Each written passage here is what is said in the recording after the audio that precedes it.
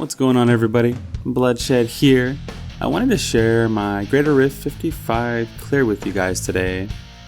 I gotta admit, this is a little nail biting at the end, but anyways, here we go. As far as the Seeker set goes, I'm really loving the set. Everything's going smooth this season. One of my highlights, I guess, is Akrad's Champion. As you know, it's like the buff. It's just like the Wrath of the Berserker for the barbarians. Increases our damage and everything like that. But the Prophet rune specifically gives us free lives. So the first time you take fatal damage using Akrad's Champion, it heals you to full life. So now if we have like the Zodiac ring kicking in and we're throwing out tons and tons of hammers, we're gonna have Akrad's Champion available a lot to us. I might change it going forward, but I don't use Indestructible. Most top Crusaders are using the Indestructible rune to get even another cheat death passive, so to speak. But right now at level 55, I don't really feel the need for it. So also, while I have you here and we're watching the gameplay in the background, let's actually talk about the power of the set. For those that don't know, obviously, the 6-piece bonus from the Seeker set buffs our blessed hammer damage by 750%. So with this set, you really need the full 6-piece to really get going for sure. Also, we have a passive called Blunt that buffs it by another 20%, plus the 2 items you have on your gear that buff your hammers even further.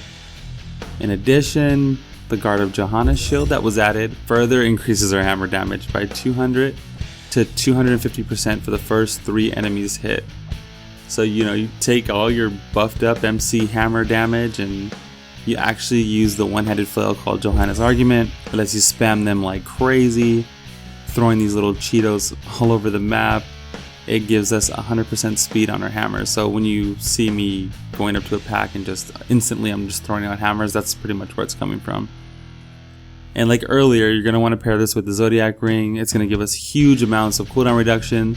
Huge amounts of Cheetos equals huge amounts of cooldown reduction. So this ring basically allows us to keep the Falling Sword buff up the entire time. Akrad's Champion up, most of the time, if not all the time.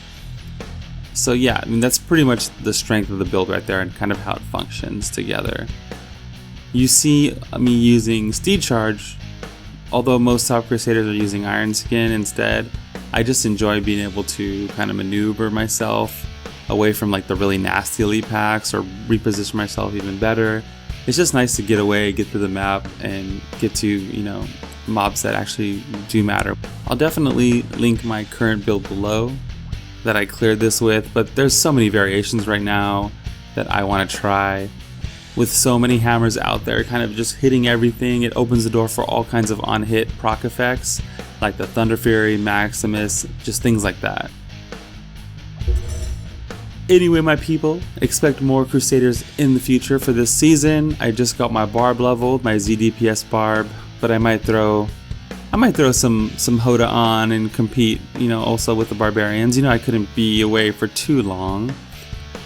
Don't forget to add me at twitch.tv/bloodshed, or add me on Battle.net also. Say what's up, holler at me.